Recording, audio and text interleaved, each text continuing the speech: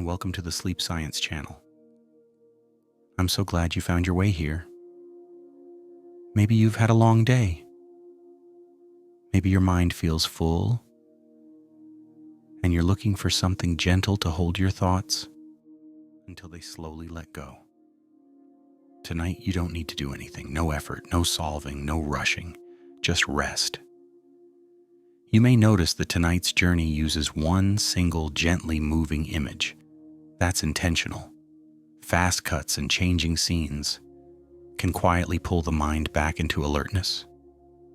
So instead, we let the image move slowly, almost like breathing. Just enough motion to feel alive, but never enough to ask for your attention. Something your eyes can rest on, while your thoughts are free to drift. Let your shoulders soften. Let your breathing slow, as if the air itself has grown warmer, and the world has agreed to move more quietly.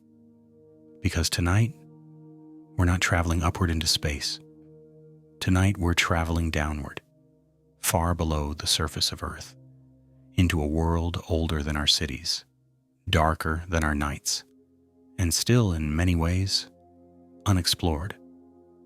Tonight, we're drifting into the deep ocean, not as a diver, not as a scientist in a hurry, but as a calm observer, gliding gently through layers of water, through pressure and silence, through living darkness and strange, glowing life.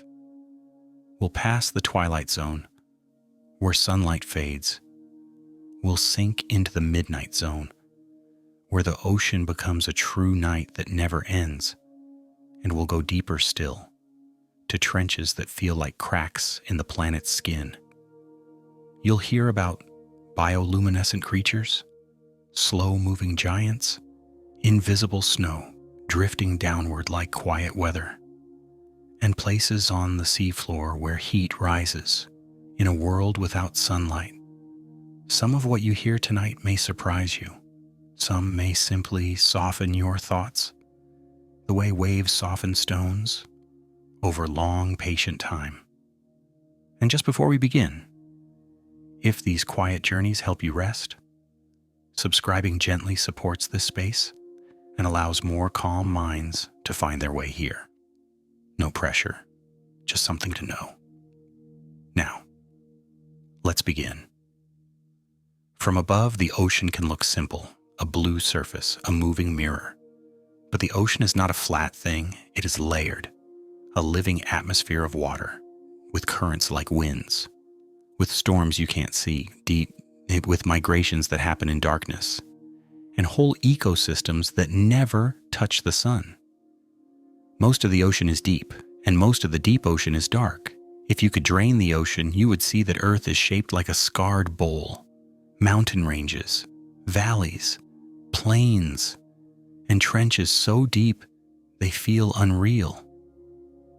And yet, we know more detailed maps of the Moon and Mars than we do of many parts of our own seafloor. The deep ocean hides its details. Water absorbs light. Pressure collapses machines.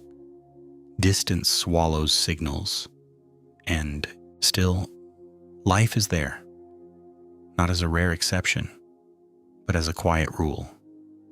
Because life is persistent. It finds places to hold on, places to feed, places to glow, places to wait.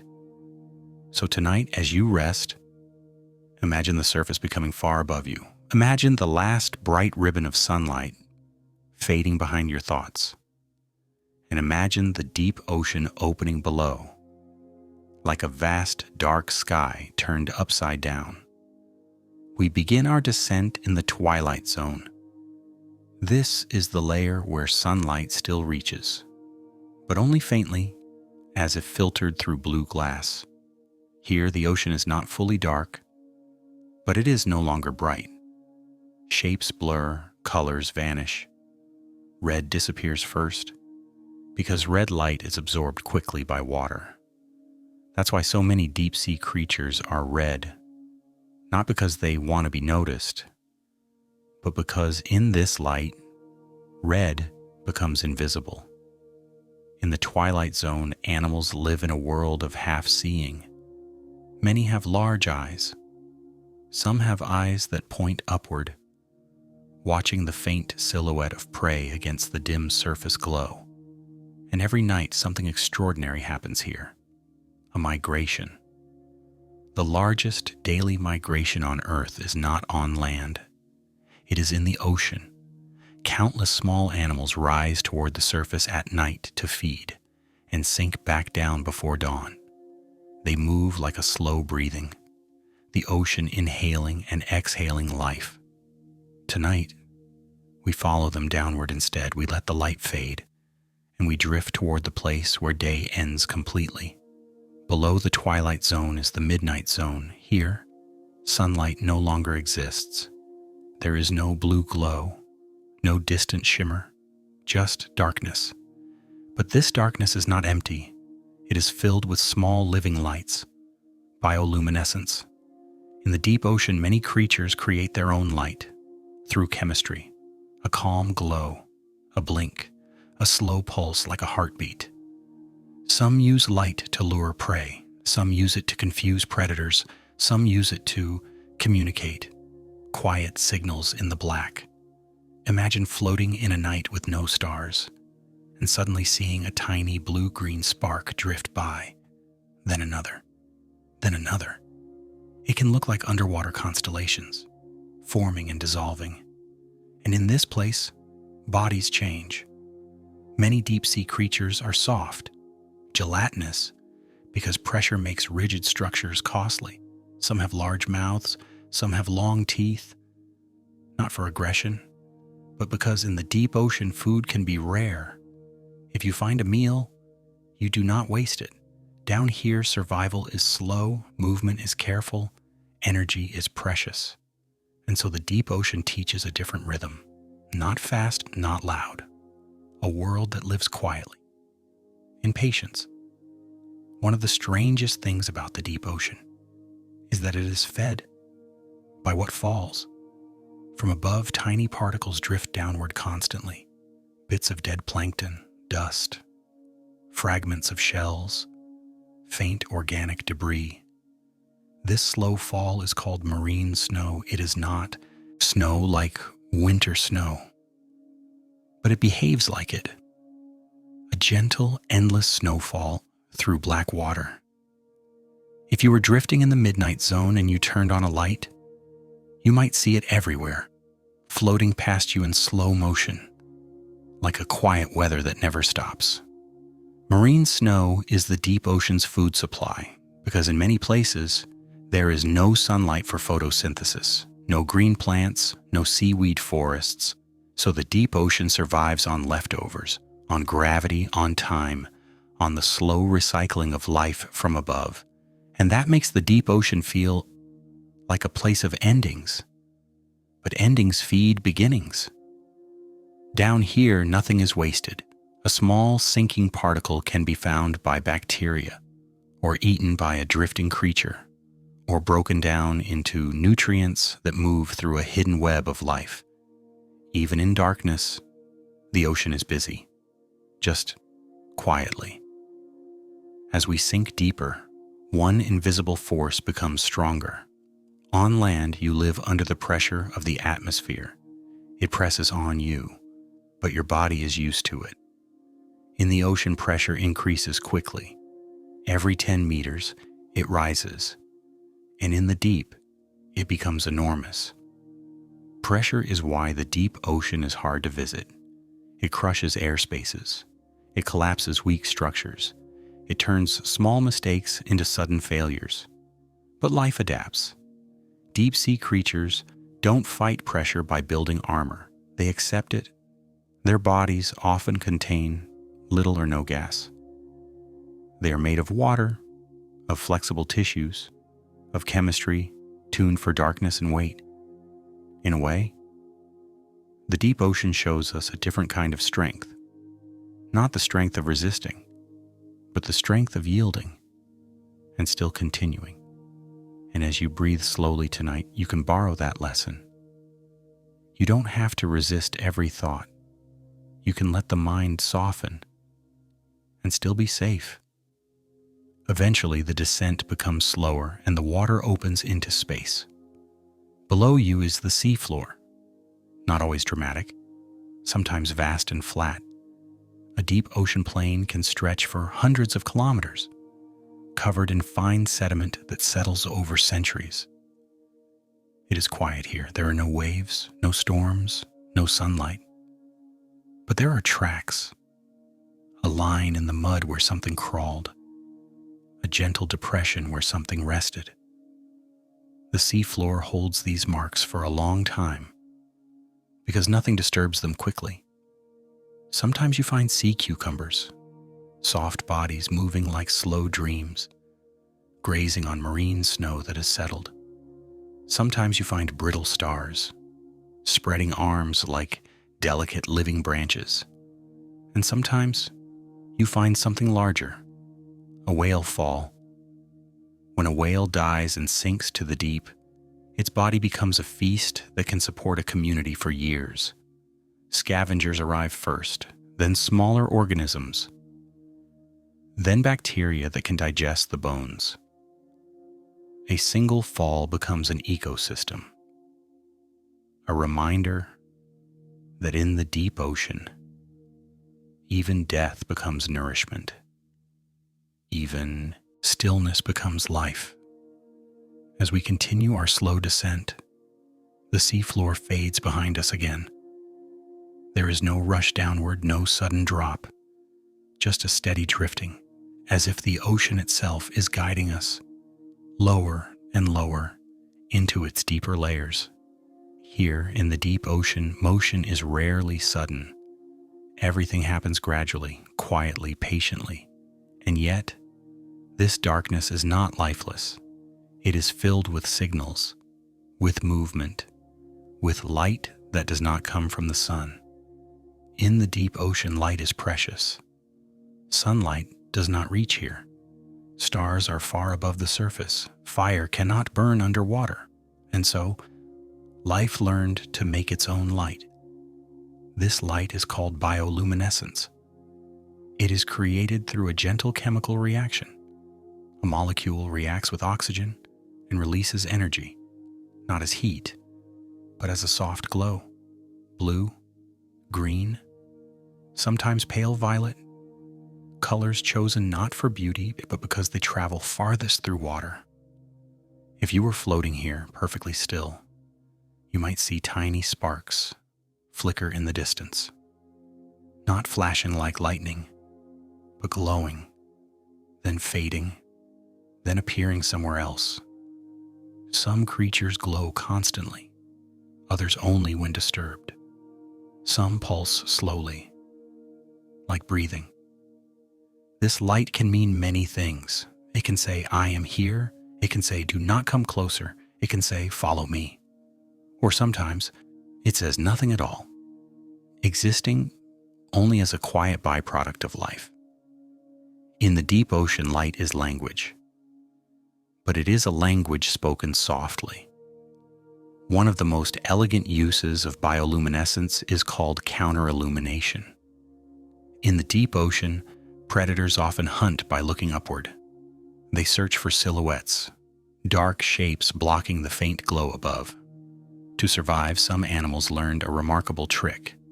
They glow from below, not brightly, not enough to be seen from far away, just enough to match the faint light filtering down from the surface. From beneath, they disappear. Their bodies blend perfectly into the dimness, no shadow, no outline. It is camouflage made of light, a quiet solution to a quiet problem. And as you listen, your own thoughts may begin to do the same, becoming softer, less defined, blending into the background until they no longer need attention. Earlier, we mentioned the great daily migration of the ocean. Now, we return to it more slowly. Every night, as darkness spreads across the surface, billions of small animals begin to rise. Tiny crustaceans, larval fish, gelatinous drifters. They leave the safety of the deep, and move upward to feed. This movement happens across the entire planet, in every ocean, every night. It is the largest migration on Earth, larger than all land migrations combined. And yet, it is mostly invisible to us. As morning approaches, they sink back down again, slipping into darkness before the sun can find them. This daily rhythm has continued for millions of years, long before ships, before cities, before human sleep cycles. The ocean has its own, and tonight, you are allowed to follow it, not upward, but downward, into deeper rest. In popular stories, deep-sea predators are often portrayed as aggressive monsters, but the reality is much quieter. Food is scarce in the deep ocean. Meals can be unpredictable, so most predators here do not chase. They wait, they drift, motionless, for long periods. Energy is saved, not spent. Some fish have enormous mouths relative to their bodies, not because they eat often, but because when food appears, they cannot afford to be picky. Teeth are long, thin, almost fragile looking, not built for fighting, but for holding on. In the deep ocean, survival is not about strength, it is about patience. And patience, its word, is a very calm thing.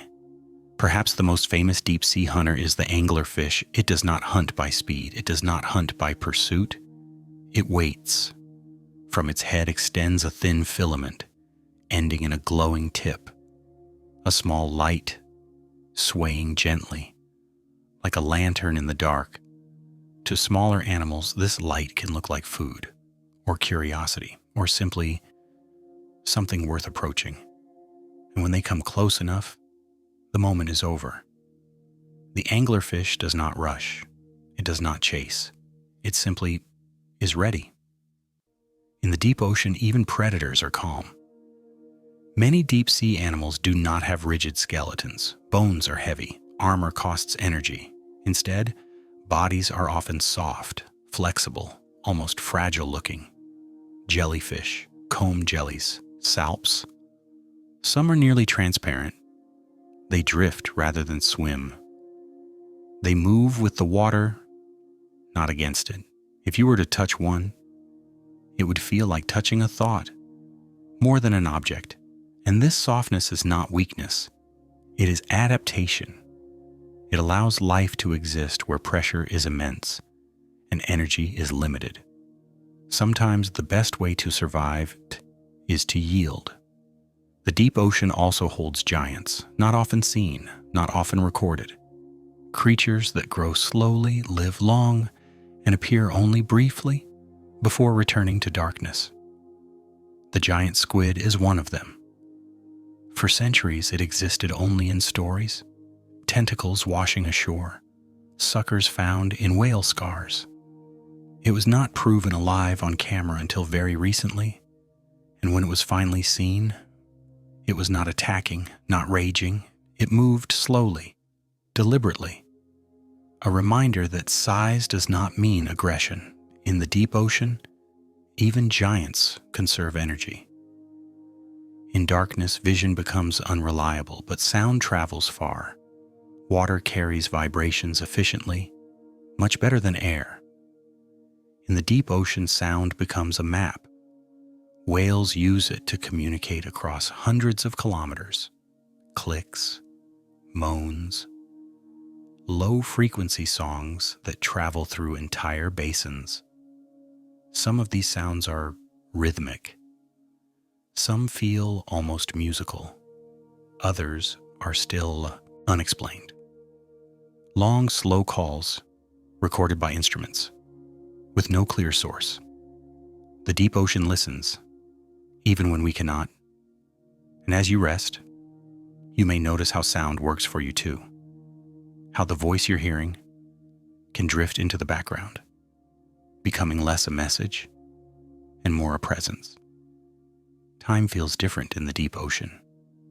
Many animals grow slowly, reproduce infrequently, live longer than their shallow water relatives. There is no rush here, no seasons in the dark, no sunrise, no sunset, just a steady environment, changing over centuries rather than days. Sediment settles millimeter by millimeter. Tracks remain visible for years, sometimes longer. The deep ocean remembers, because nothing erases quickly. And tonight, you can borrow that sense of time. There is nothing you need to hurry toward, nothing you need to finish. Rest is not wasted time. It is simply another rhythm. And now, let yourself drift. Imagine your body supported, as if you were floating, effortless, held in place by gentle currents. Your breathing slows. Your thoughts soften. They do not need to disappear. They can pass, like distant lights, glowing briefly, then fading. The ocean does not judge movement. It allows it, and so can you. Some deep-sea animals do not swim forward. They drift sideways or upside down. Orientation becomes less important when there is no up or down light to guide you. In the deep ocean, gravity still exists, but direction is flexible. This is another quiet lesson. You do not need perfect alignment and to be at rest. Though it feels calm, the deep ocean is not still. Currents move slowly along the seafloor, carrying nutrients, carrying heat. Tectonic plates shift, seamounts rise, vents release minerals into the water. Life gathers where chemistry allows it. Even in darkness, the planet is active, just quietly active. And as this part of our journey comes to a gentle pause, we do not stop moving, we simply cannot continue. The deep ocean remains below, vast, patient, unchanged by our presence. And you can rest knowing that nothing here demands your attention. In the next part, we will descend further to places where heat rises from the seafloor, where life exists without sunlight at all, powered only by chemistry and time. But for now, you can stay here, floating, listening, breathing, as the darkness remains kind. We continue our descent, not quickly, not suddenly, but with the same patient motion that shapes everything in the deep ocean. The water around us grows colder, darker, heavier, and yet something unexpected begins to appear, not light from above, but warmth rising from below. On the surface of Earth, almost all life depends on sunlight. Plants capture light. Animals eat plants or eat animals that ate plants. Energy flows downward from the sun, but the deep ocean breaks this rule. Far below the reach of sunlight, there are places where life thrives anyway, not because of light, but because of chemistry. These places are called hydrothermal vents. Deep beneath the ocean floor, the earth is still warm. Tectonic plates shift, rock cracks, seawater seeps downward, heats up, and reacts with minerals in the crust. Then, it rises back into the ocean, hot, mineral-rich, sometimes close to boiling, even under crushing pressure. Where this heated water escapes into the cold, deep ocean, a vent is formed. Some vents release dark clouds of particles, like smoke rising underwater. These are called black smokers. Others release lighter fluids, forming shimmering plumes. Around them, life gathers, not cautiously, not sparsely, but in dense, surprising abundance. At hydrothermal vents, life does not rely on sunlight. Instead, it relies on chemosynthesis. Tiny organisms called bacteria use chemicals like hydrogen sulfide, released from the vents, as an energy source. They convert chemical energy into food. These bacteria form the foundation of an entire ecosystem: worms, crabs, clams, shrimp. all supported by chemistry alone. No plants, no photosynthesis, no sun. It is a reminder that life is more flexible than we once believed. It does not insist on familiar conditions. It adapts quietly, patiently, to whatever energy is available. One of the most striking vent animals is the giant tube worm. It has no mouth, no stomach, no digestive system. Instead, it houses bacteria inside its body. The worm provides shelter and chemicals. The bacteria provide food, a partnership built on trust and balance. These worms can grow meters tall, white tubes anchored to rock, with soft red plumes waving gently in the current. That red color comes from blood, rich in special molecules that bind chemicals instead of oxygen. In the deep ocean, even blood evolves differently. Hydrothermal vent fields are not permanent. They can shut down, shift, disappear. And when they do, the communities around them must move or perish. Life here is intense, but temporary, fast-growing, fast-adapting, in an otherwise slow ocean. Vents are bursts of activity. They are reminders that the planet beneath us is alive, still releasing heat, still reshaping itself, even in darkness. Not all chemical ecosystems are hot. Some are cold. These are called cold seeps, places where methane or other hydrocarbons slowly leak from the seafloor. No dramatic plumes, no towering chimneys, just a gentle release of chemicals, feeding bacteria, which feed other organisms. Life here is slower, calmer, and yet just as resilient. Cold seeps can last thousands of years. They are steady, reliable, patient, much like the deep ocean itself. Beyond vents and seeps, the seafloor stretches out again. The abyssal plain, one of the largest habitats on Earth. Flat, cold, dark, covered in fine sediment that settles slowly from above. Life here is sparse, but not absent. Small creatures crawl, burrow, filter tiny particles from the mud. Movement is minimal. Nothing is wasted. Energy is recycled over and over in quiet loops. This is not a place of drama. It is a place of endurance. And deeper still, the seafloor drops away into trenches, long, narrow depressions, where tectonic plates meet and bend downward. The deepest of these is the Mariana Trench at its deepest point. The pressure is more than 1,000 times greater than at the surface. It is a place we once thought lifeless, too deep, too cold, too heavy. But life exists even here. Small crustaceans, microbes, fish adapted to unimaginable pressure. Their bodies contain special proteins that keep cells functioning where others would collapse. Life does not ask permission. It simply finds a way. Down here, pressure is no longer just a number. It is everything. It presses evenly from all directions. And yet, deep sea life does not feel crushed because it is built for this world. There are no air pockets to collapse, no rigid frames to snap. Everything is fluid, balanced.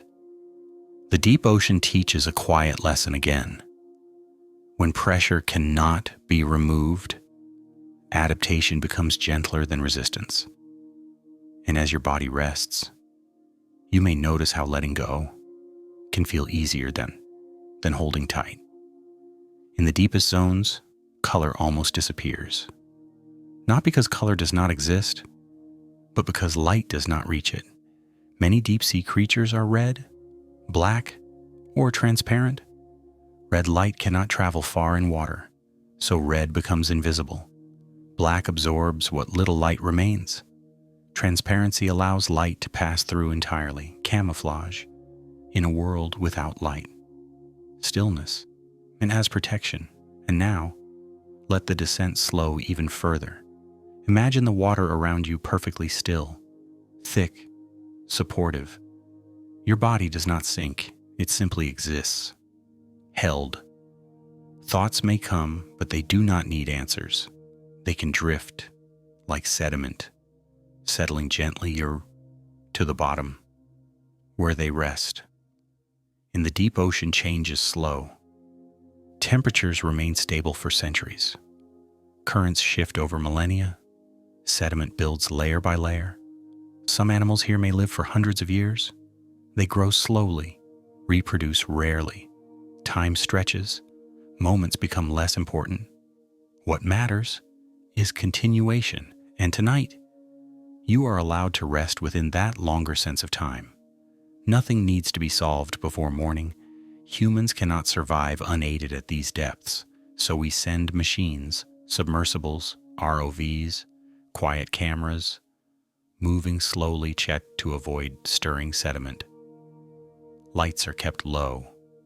Motion is careful. Even our exploration must adapt to the deep's rhythm. And often, what we find surprises us. New species, unexpected behaviors, life where we thought none could exist. Each expedition reminds us how little we truly know. Despite all our technology, most of the deep ocean remains unexplored. Large areas of seafloor have never been seen, even once. Species are discovered faster than we can name them. The deep ocean keeps its secrets, not out of hostility, but out of scale. It is simply very large and very patient. As this part of the journey comes to rest, we do not rise yet. We remain in the deep, surrounded by quiet chemistry, by slow movement, by life that does not need light or urgency and our attention. In the next part, we will explore the giants of the deep, the long sounds that travel through darkness, and the strange ways the ocean communicates with itself. But for now, you can stay here, breathing, floating, resting. The deep ocean continues whether we watch it or not, and you are safe to let go. We remain in the deep, not moving upward, not turning back, just continuing, slowly, as the ocean widens around us here. Depth is no longer dramatic, it is constant. A steady pressure, a steady darkness, a steady calm. This is the realm where the ocean settles into itself. The abyssal plains are among the largest environments on Earth. They stretch farther than continents, flatter than deserts, quieter than any landscape on land. If you could look across one, you would see no hills, no trees, no landmarks, just darkness and fine sediment, layered slowly over time. This sediment falls from above, grain by grain, year after year, century after century. Some of it comes from marine snow, some from distant storms on land, some from volcanic ash, settling after eruptions thousands of kilometers away. The abyss remembers everything, because nothing erases quickly here. Animals that live on the abyssal plains conserve energy with care. Movement is slow, deliberate, minimal.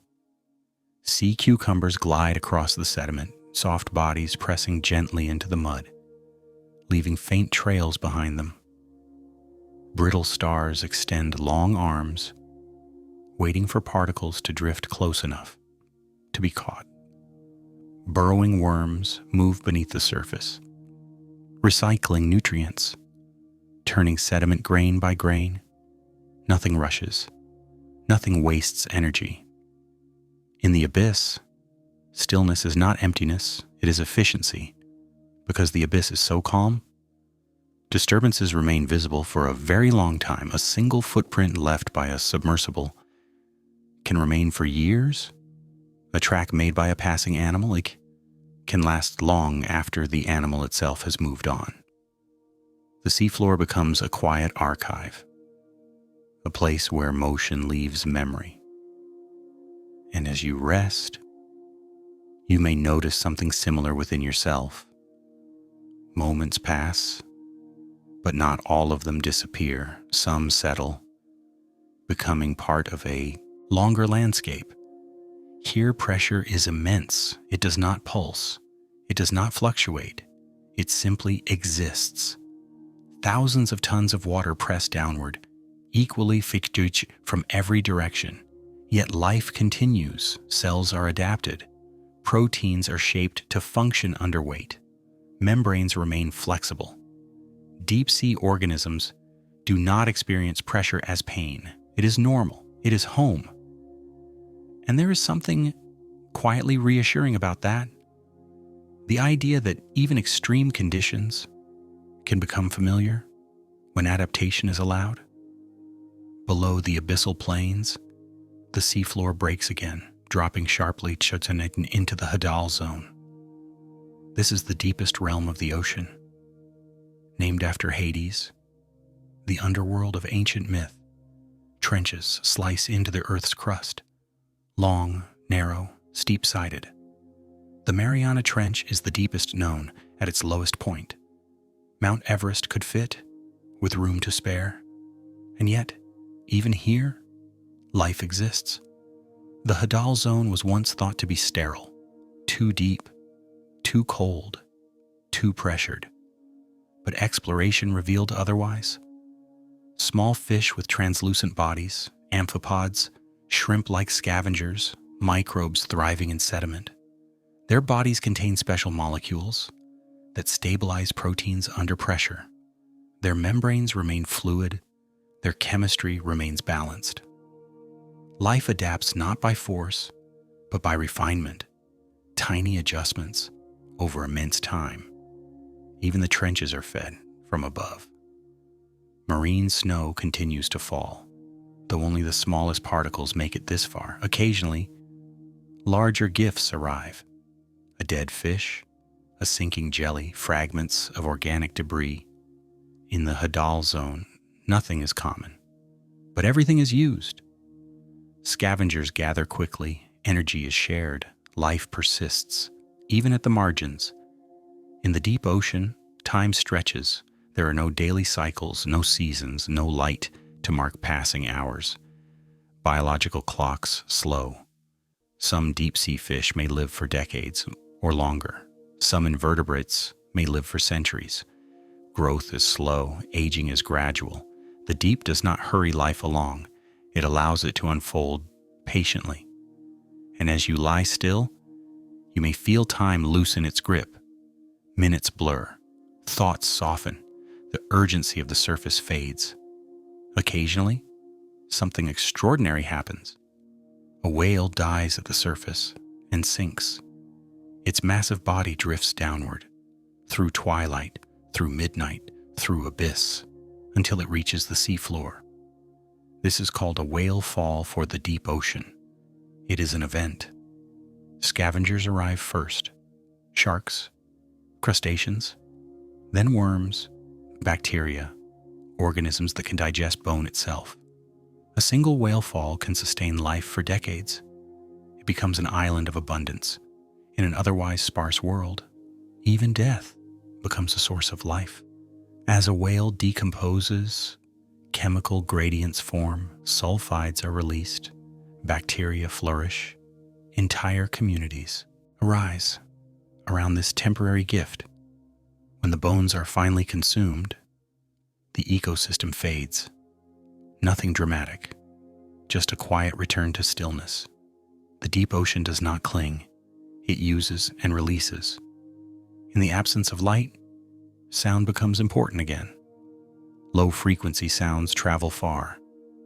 The deep ocean carries echoes of earthquakes, of ice cracking at the poles, of distant storms. Whales send calls that pass through entire basins. Some sounds are natural, some are human.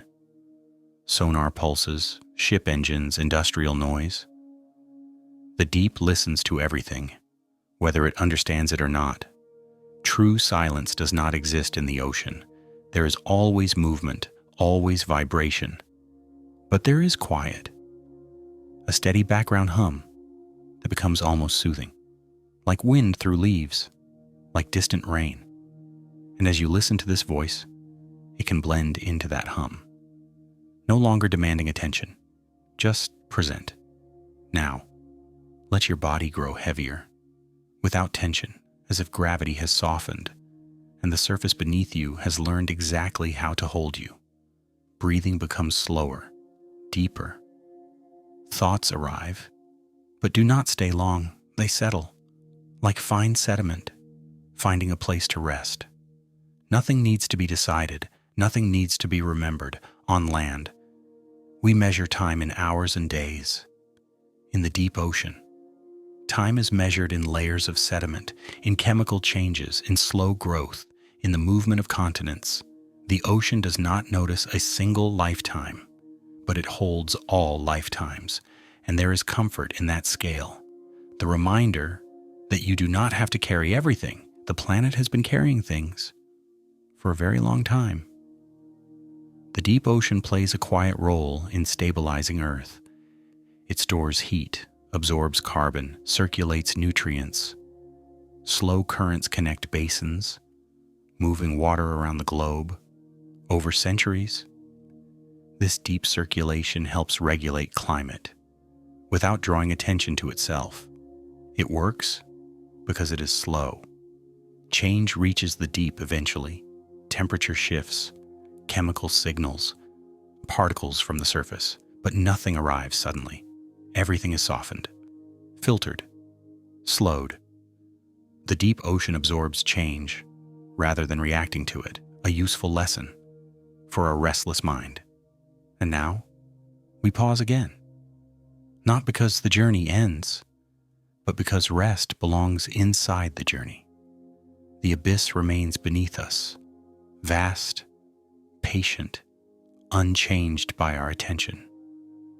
In the next part, we will listen more closely to the voices of the deep, to the giants that move through darkness, and to the strange ways the ocean communicates with itself. But for now, you are allowed to remain here, floating, breathing, resting. The deep ocean continues its quiet work, and you can let the surface drift far away. We remain far below the surface. The light from above is long gone now. The sea floor stretches quietly beneath us, and the water around us feels endless. In this darkness, size begins to feel different. Not dramatic, not threatening, just vast. The deep ocean is home to some of the largest animals to ever exist.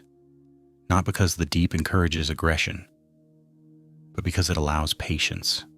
Growth here is slow, careful, measured over long time. One of the most famous deep ocean giants is the giant squid. For centuries, it existed only in stories. Legends of sea monsters, tentacles wrapping ships, eyes glowing in the dark. But when humans finally saw the giant squid alive, it was not violent. It drifted. Its movements were slow, deliberate, almost gentle. Long arms extended outward, not in attack, but in sensing. The giant squid doesn't rule the deep through force. It survives through awareness. Even larger than the giant squid is the colossal squid, heavier, more massive, but even more elusive. We know it mostly from remains, from scars on whales, from rare encounters with fishing vessels.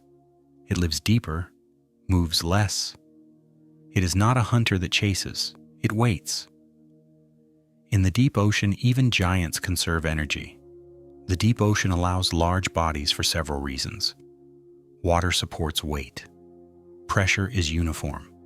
Buoyancy reduces strain. There is no need to fight gravity as on land. But size also comes with cost. Large bodies require more energy, more food, more patience. So giants are rare, and when they appear quietly. Many deep-sea giants move slowly, not because they are weak, but because speed is unnecessary. Energy is precious. Sudden movement attracts attention. Stillness preserves safety. Some animals may drift for hours without moving at all. Their metabolism is low. Their hearts beat slowly. Their lives unfold at a different pace. And as you listen, you may notice your own pace adjusting.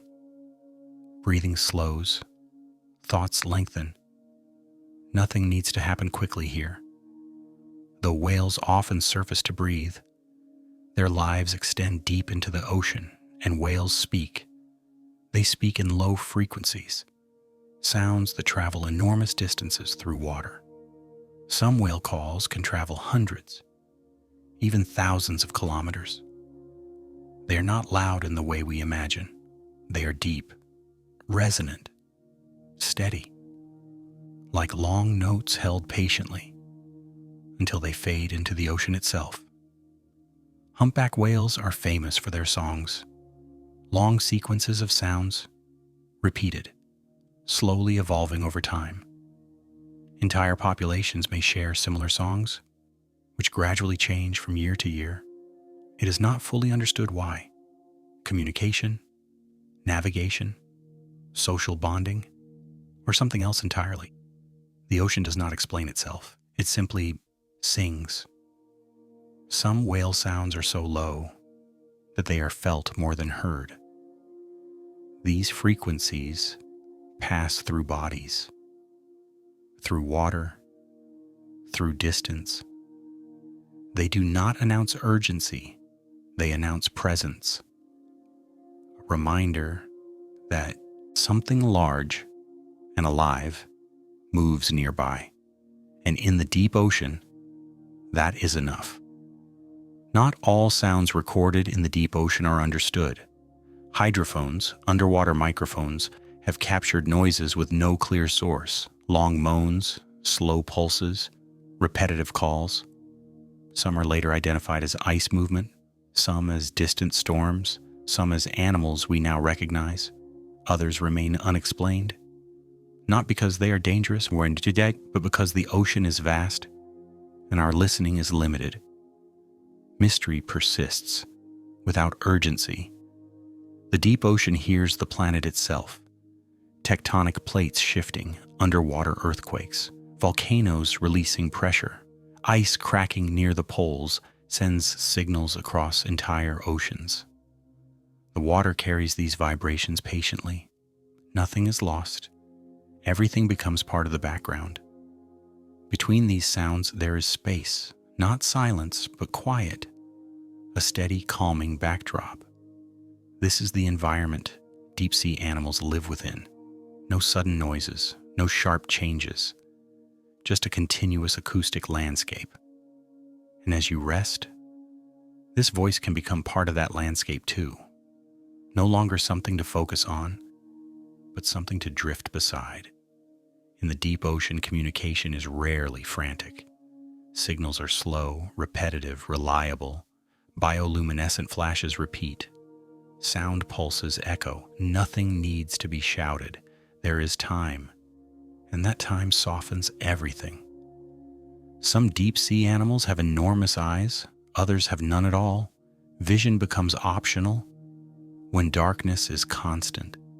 Some eyes are tuned to detect faint glows, others are specialized to notice movement rather than shape.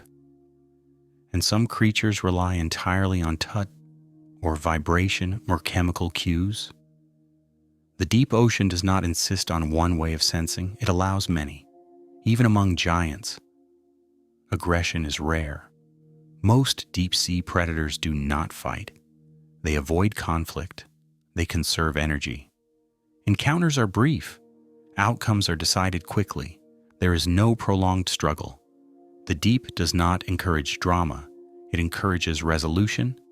Now, you do not need to listen for anything. You can let the ocean listen for you. Let sound pass through, tacky, without analysis. Let thoughts pass through, without meaning. Like distant whale calls, they do not need response. They simply exist and then fade. Sound travels far and lingers. In a way, the ocean remembers voices, not individually, but collectively. Every sound becomes part of the water's long history. Storms, songs, earthquakes, all carried, all blended into the deep. There is a reason many people find deep ocean imagery calming. The environment is stable, predictable, slow. There are no sharp contrasts, no sudden light. Everything blends, edges soften. And your mind often follows the same pattern. Most deep-sea giants will never be seen by humans. They pass beneath ships unnoticed. They move through darkness, leaving no trace. Their existence does not depend on being observed. They simply live. And there is something comforting in that. The idea that life does not need attention to be complete. And now, the giants move on, their sounds fade, their shapes dissolve into darkness. The deep remains, wide, quiet, patient. In the next part, we will explore how humans reach into this world, how machines move carefully through the dark, and what happens when traces of the surface arrive here. But for now, you can stay exactly where you are, breathing slowly, held by stillness, drifting gently, as the deep ocean continues its endless night. We do not rise yet. Instead, we pause in the deep and notice something different. Not a creature, not a current, but a presence. Careful, deliberate, and unmistakably human. Humans are not built for the deep ocean. Our bodies need air. Our lungs collapse under pressure. Our bones were shaped for land. And yet, curiosity finds a way. To reach the deep, we build vessels. Not fast ones, not loud ones, but strong and patient. Submersibles descend slowly, wrapped in thick hulls, spheres of metal and glass, designed to resist pressure rather than fight it. Inside, dual movement is minimal. Breathing is steady, voices are quiet. Even exploration must adapt to the deep's rhythm. Most deep-sea exploration is done by ROVs, remotely operated vehicles. They are not brave, they are not curious, they simply go where they are sent. Tethered to ships by long cables, they drift downward, carrying lights, cameras, and careful instruments. Their movements are slow, so as not to disturb sediment. Lights are angled gently, so as not to overwhelm the darkness. Even machines learn restraint here. When a camera first reaches an unexplored patch of seafloor, the moment is quiet. No dramatic reveal, no sudden clarity, just shapes emerging slowly from blackness. A rock, a ripple in the sediment, a faint movement. Sometimes like a new species appears, not rushing, not posing, simply existing. The deep does not perform. It continues, whether observed or not. Much of the deep ocean is mapped not by sight, but by sound. Sonar pulses travel downward, bounce off the seafloor, and return. From these echoes, shapes are inferred. Mountains, valleys, ridges, trenches. But sonar does not show texture. It does not show life, only form. So much of the deep remains a suggestion rather than a picture. Despite decades of exploration, most of the deep ocean remains unseen. The ocean covers more than 70% of Earth's surface. Most of it is deep. Exploration is expensive, slow, limited, and the deep resists urgency. Machines fail, cables snap. Pressure takes its toll. The ocean is not hostile, it is simply immense.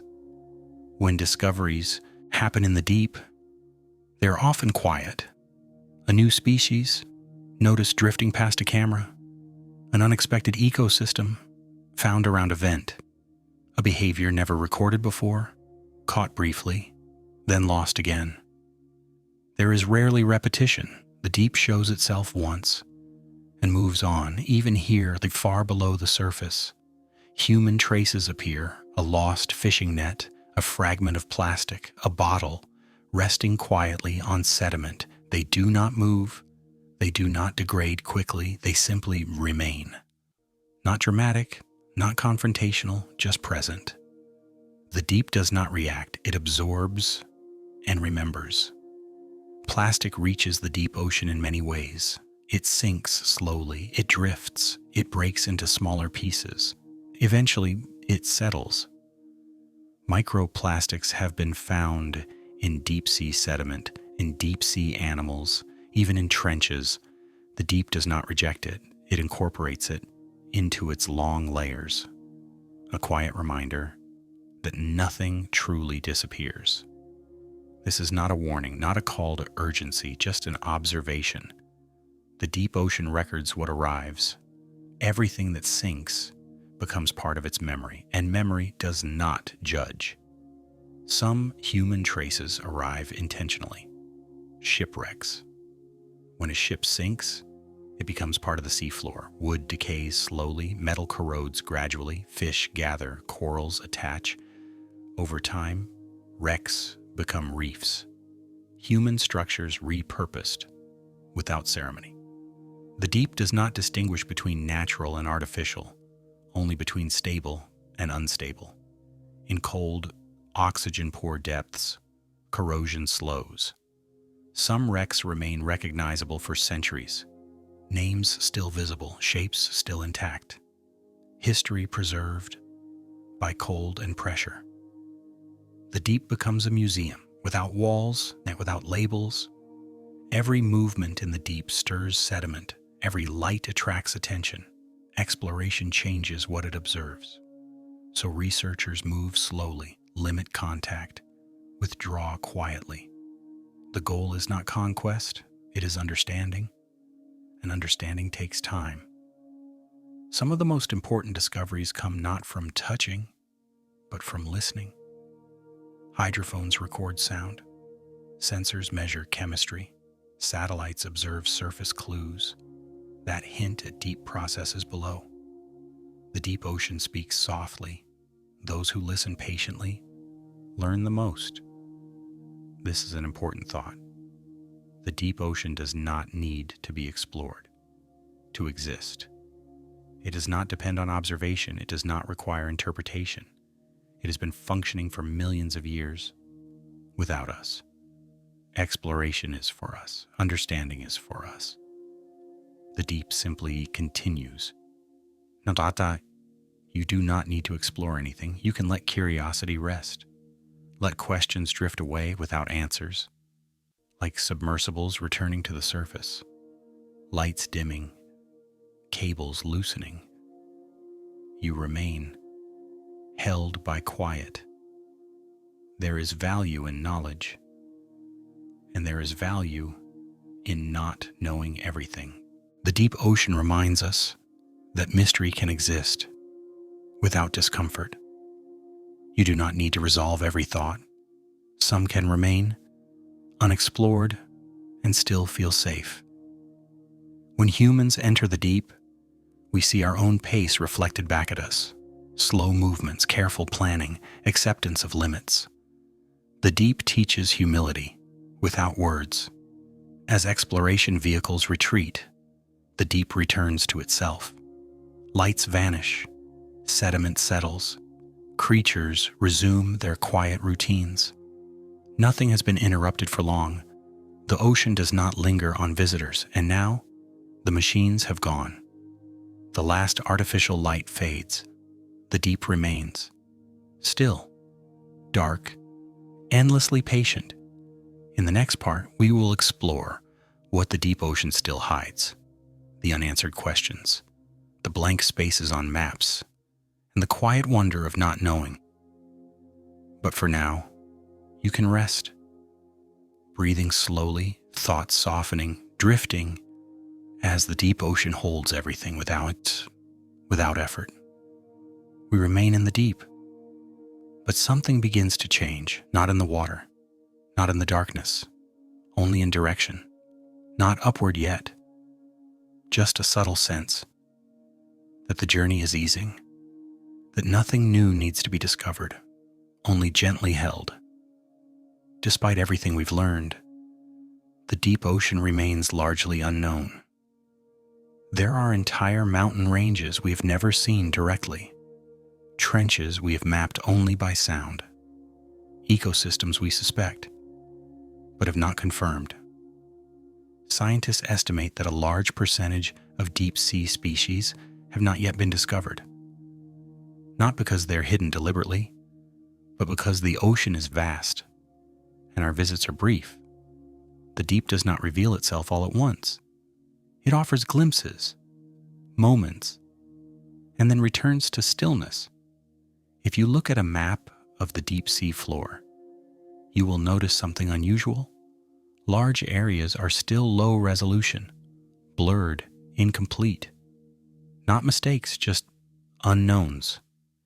In a world where almost everything feels mapped, measured, and labeled, the deep ocean remains unfinished, and there is comfort in that.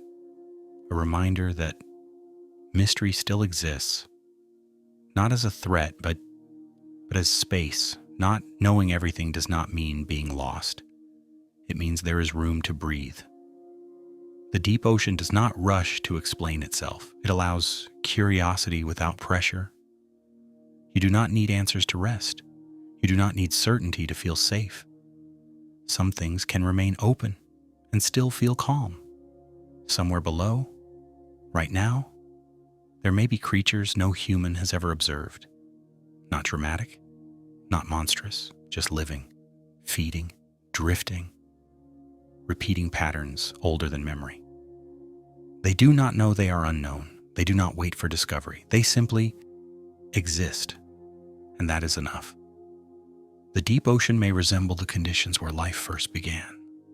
Dark, chemical-rich, protected from radiation. Some scientists believe life on Earth may have started near hydrothermal vents, long before sunlight mattered. If so, the deep ocean is not just a place of mystery. It is a place of origin, a reminder that life doesn't require brightness, only balance. Civilizations rise and fall, climates shift, land changes shape, but the deep ocean remains remarkably stable, cold, dark, pressurized. It has been this way for millions of years, and it will remain. Long after surface stories change, there is comfort in something that does not hurry, does not react, does not demand. Now, very gently, we begin to rise, not quickly, not noticeably, just enough that the water around you feels slightly lighter. The pressure eases, not suddenly, but gradually. Nothing changes abruptly. The deep does not let go all at once. As we drift upward, like as we pass through places we've already been, the abyssal plains fade beneath us. The trenches fall away. We move through the midnight zone, where faint bioluminescent sparks still flicker. Creatures glow briefly, then vanish behind us. No one follows. The ocean does not cling. Higher still, a faint blue haze appears. Not bright, just present. The twilight zone welcomes us again. Shadows soften, shapes become slightly clearer. The ocean feels less heavy, but no less calm. The migration continues, small animals drifting upward and downward, as they always have. We do not break the surface. Not yet. We linger just below it, where waves are felt as motion, but not sound, where light exists, but does not overwhelm. This place between worlds feels balanced, and balance is restful, even when you are on land.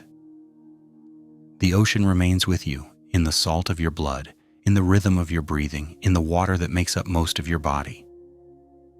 You are not separate from it. You never were. Now, you do not need to imagine anything more. The journey has been made. You can let images fade, let words blur. Breathing becomes automatic. Thoughts loosen their grip. If sleep arrives, you do not need to notice it. It will come quietly, like the deep ocean itself. As you rest, the ocean continues. Currents move slowly, sediment settles, creatures drift. Nothing requires your attention, nothing waits for your decision.